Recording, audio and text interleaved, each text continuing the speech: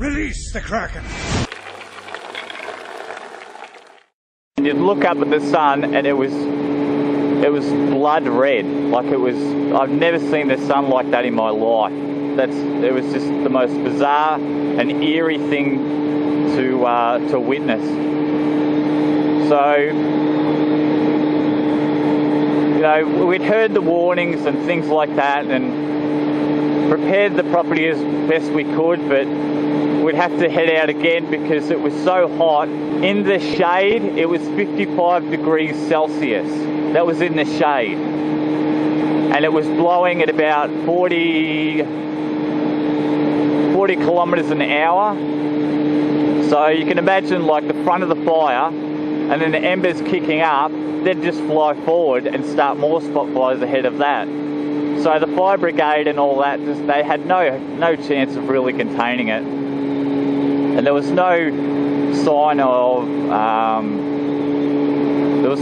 of the weather improving at all, you know, maybe a shower or anything. There was just nothing. It was just hot, and you'd dehydrate so quickly.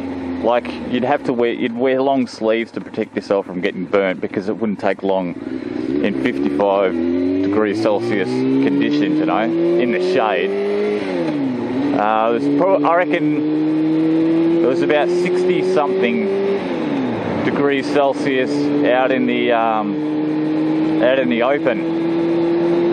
So, I mean, I just thought to myself, oh well, you know, we'll just deal with it. You know, there's no point in fleeing. If you try to flee, the smoke was becoming so thick that you couldn't see 50 meters in front of you.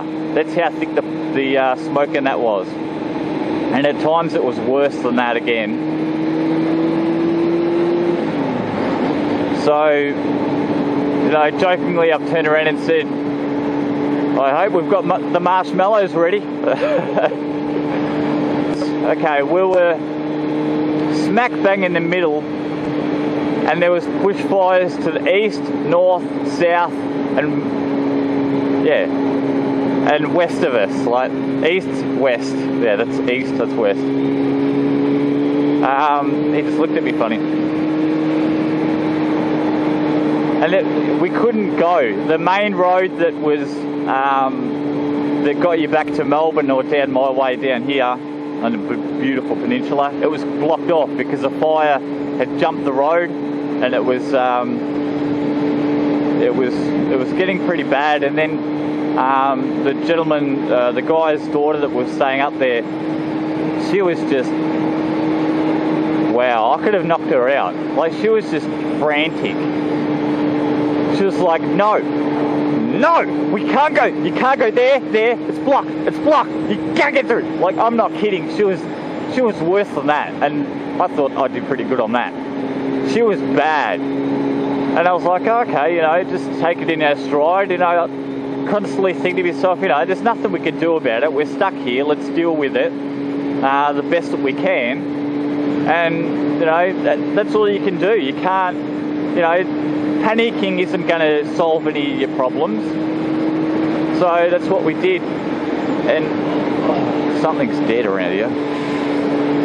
And that's what we did. We buckled down and just went out every couple of hours and wet the grass and trees. And so in the end, we were really lucky. There was no fire that got down towards us, but there was so much property, so many lives lost, basically due to a lot of people panicking. You've seen on the sides of the road and stuff where cars had piled into each other because they just couldn't see anything, so they've run up the rear end of each other, and then the fires just swamped them, and they lost their lives, the poor buggers, because they panicked. They just packed everything up and took off. So that was probably the closest time that I've come to leaving the planet, I'll say. It was scary, but the whole time I just remained calm and said to my brother, you know, what can we do? I'm not going to try and leave now and then get caught in the middle of, a fire jumping the road or something. That'd be the bad way to go. So we just buckled down and we seen through it.